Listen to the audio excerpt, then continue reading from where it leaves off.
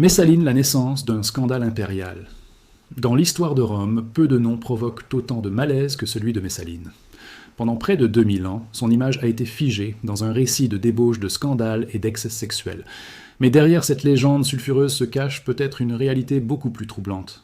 Car Messaline n'était pas une courtisane, elle était impératrice. Et son histoire pose une question dérangeante: jusqu'où?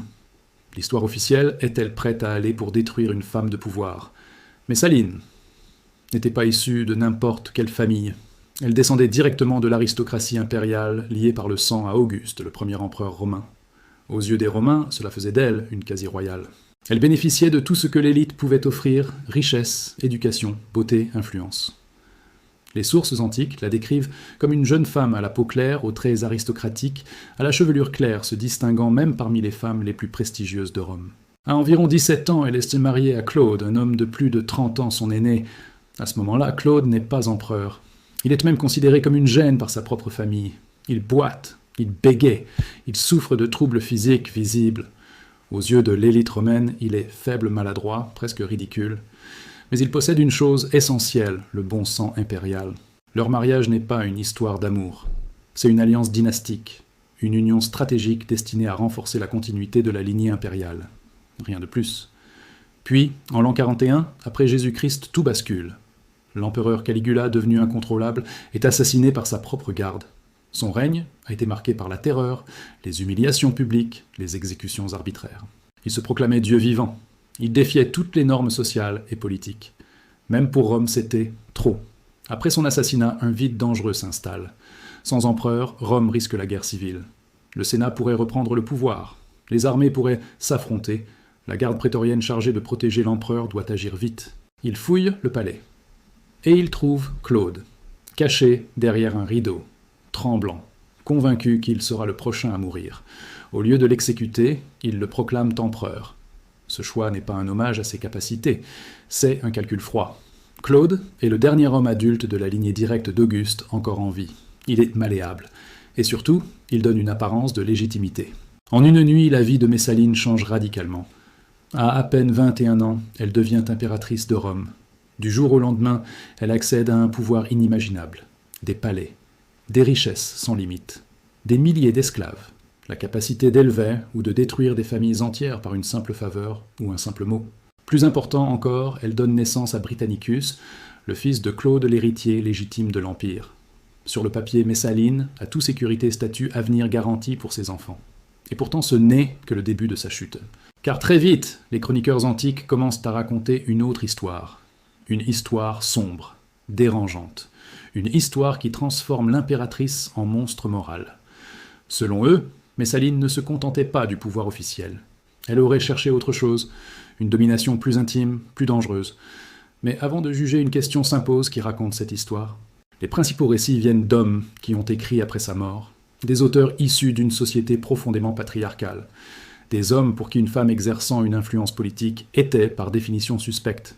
Et c'est là que commence le vrai scandale. Car peut-être que l'histoire de Messaline n'est pas celle d'une femme dépravée, mais celle d'une femme qui a compris trop tôt comment fonctionnait le pouvoir à Rome, et qui a payé le prix fort pour avoir osé jouer selon ses règles. Dans la prochaine partie, nous entrerons dans le cœur du mythe. Les accusations sexuelles, les récits de manipulation, les histoires destinées à salir un nom et à justifier une chute. Car dans Histoire interdite, nous ne prenons jamais les légendes pour des vérités absolues. La fabrication d'un monstre, sexe-pouvoir et propagande romaine. À partir du moment où Messaline devient impératrice, un changement brutal s'opère dans la manière dont les chroniqueurs parlent d'elle.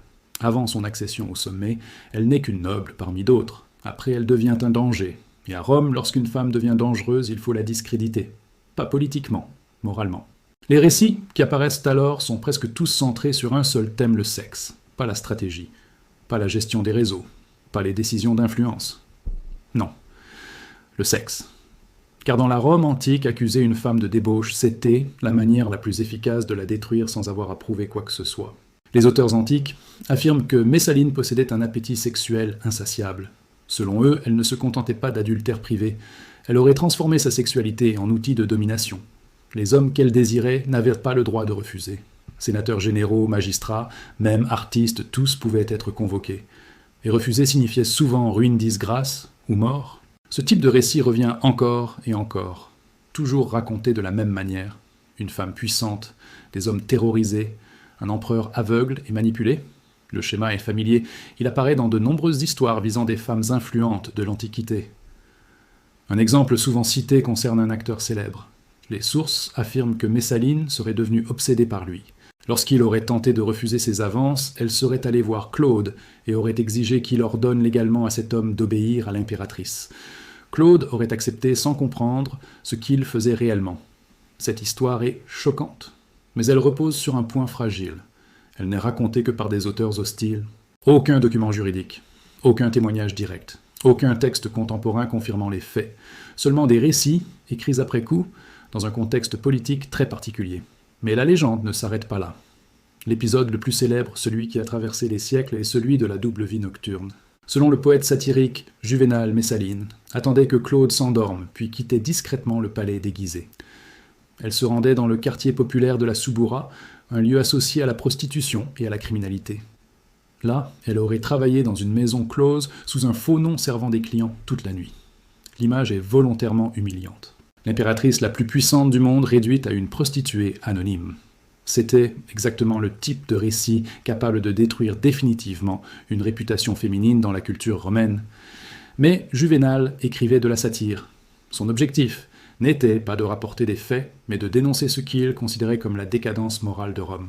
Il exagérait, il caricaturait, il provoquait. Et pourtant ces textes ont été pris au pied de la lettre par les générations suivantes. Un autre récit encore plus extrême apparaît chez Pline l'Ancien.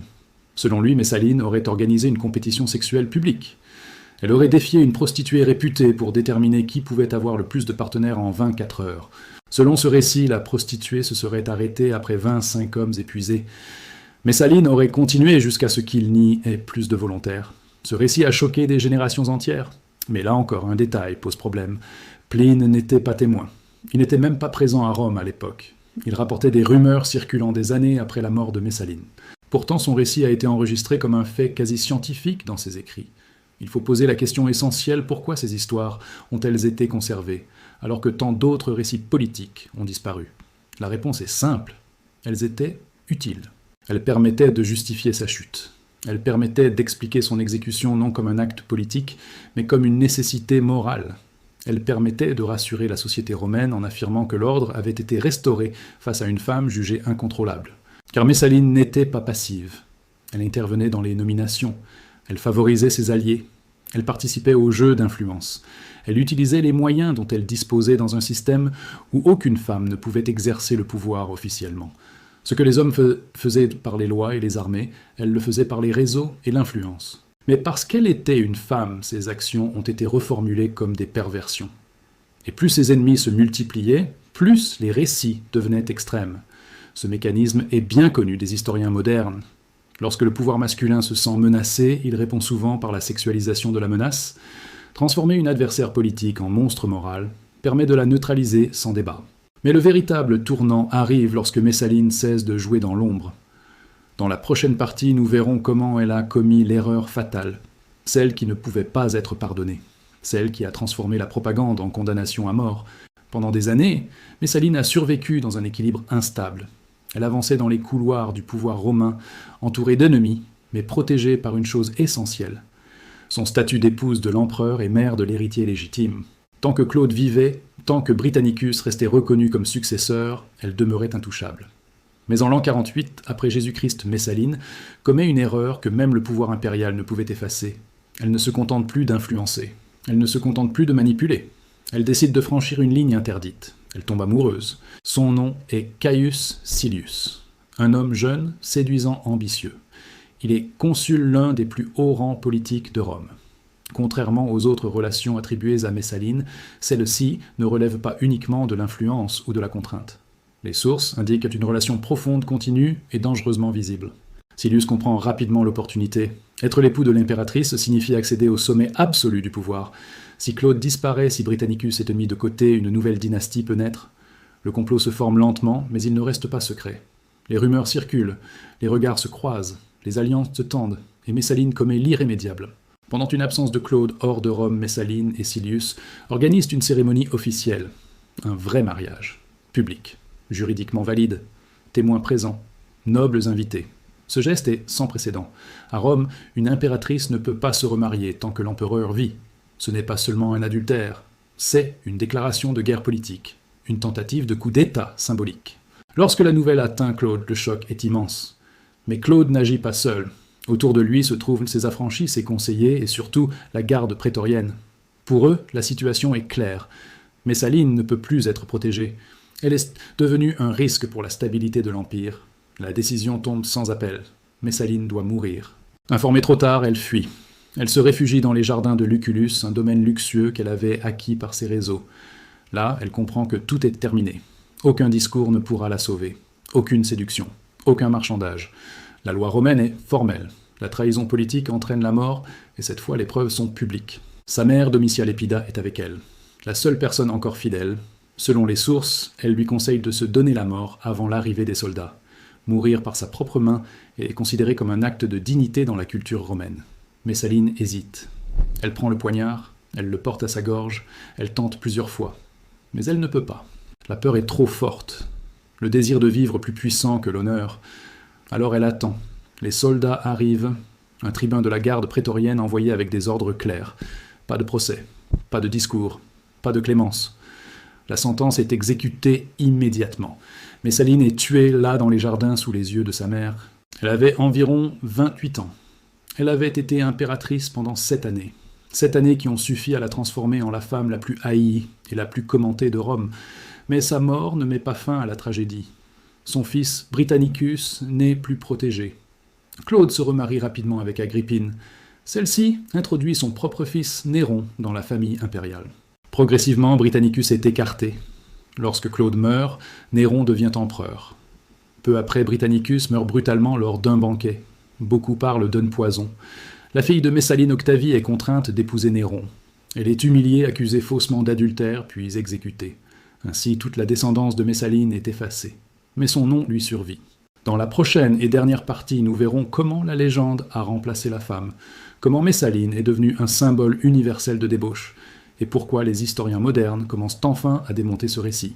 Après sa mort, Messaline ne disparaît pas. Elle est transformée. Son corps est éliminé, mais son image est reconstruite, puis figée pour les siècles à venir.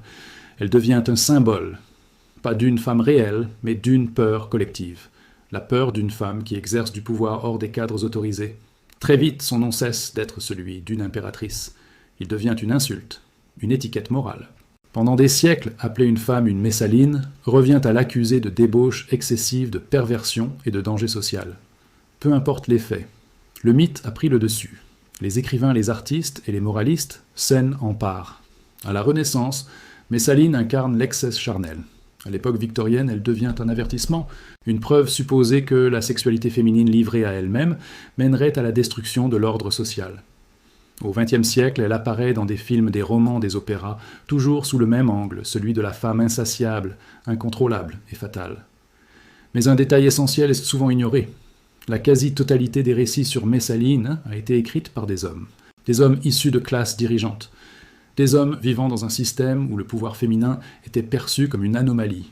Aucun texte écrit par Messaline, aucun témoignage direct, aucun journal, aucune défense, seulement des accusations.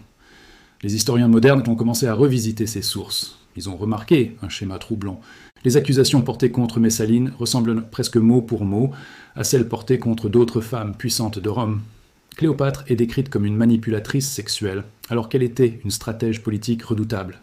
Agrippine est accusée d'inconduites extrêmes sans preuves solides. Le mécanisme est toujours le même. Quand une femme menace l'ordre masculin, on sexualise son pouvoir pour le discréditer. Les récits de prostitution nocturne, la compétition sexuelle, les orgies publiques, tous ces éléments servent un objectif précis. Transformer une figure politique en caricature morale, justifier sa mise à mort, et empêcher toute réhabilitation future. Prenons un instant le récit le plus célèbre, celui des 25 hommes. Il est rapporté par Pline l'Ancien, qui n'était ni témoin ni contemporain direct des faits. Il écrit des années après à partir de rumeurs. Juvénal, de son côté, écrit de la satire. Il exagère volontairement pour choquer. Pourtant, ces récits sont devenus des vérités acceptées. Pourquoi ? Parce qu'il était plus confortable de croire à un monstre que d'admettre une exécution politique. Messaline avait du pouvoir. Elle plaçait des alliés. Elle contrôlait des réseaux. Elle influençait des décisions. Elle agissait comme un empereur sans en avoir le titre. Et dans un monde où le pouvoir féminin n'était toléré qu'à condition d'être invisible, cela ne pouvait pas durer. Alors, elle a été éliminée. Puis son souvenir a été souillé. Cela ne signifie pas qu'elle était innocente de tout. Elle a probablement eu des relations extra-conjugales. Elle a certainement utilisé son influence de manière agressive. Mais les excès qui lui sont attribués dépassent toute logique historique. Ils relèvent davantage de la construction symbolique que du fait établi. Ce que nous savons avec certitude, c'est ceci. Messaline était très jeune. Elle était projetée au sommet d'un empire brutal, instable et violent. Elle évoluait dans un monde où la moindre erreur politique coûtait la vie. Elle n'avait aucun pouvoir officiel, aucun droit institutionnel, seulement des moyens indirects pour survivre. Si elle a utilisé ces moyens jusqu'à l'extrême, ce n'est pas une anomalie morale. C'est une conséquence structurelle d'un système qui refusait toute autre option aux femmes. Le vrai scandale n'est peut-être pas ce que Messaline aurait fait dans un bordel imaginaire. Le vrai scandale, c'est la manière dont l'histoire a utilisé son corps et sa sexualité pour faire oublier les luttes de pouvoir réelles. Nous ne saurons jamais qui était vraiment Messaline, mais son histoire nous révèle quelque chose d'essentiel. Elle montre comment les récits sont fabriqués, comment les vainqueurs écrivent la morale, et comment les femmes puissantes sont transformées en monstres pour justifier leur élimination. Messaline a perdu la vie, puis elle a perdu son histoire. Et peut-être que l'histoire interdite, c'est précisément cela, non pas les excès supposés d'une impératrice, mais la manière dont une civilisation entière a préféré le mythe au réel pour préserver son ordre. Ici se termine l'histoire de Messaline, pas celle d'une débauchée, mais celle d'une femme broyée par le pouvoir qu'elle dérangeait.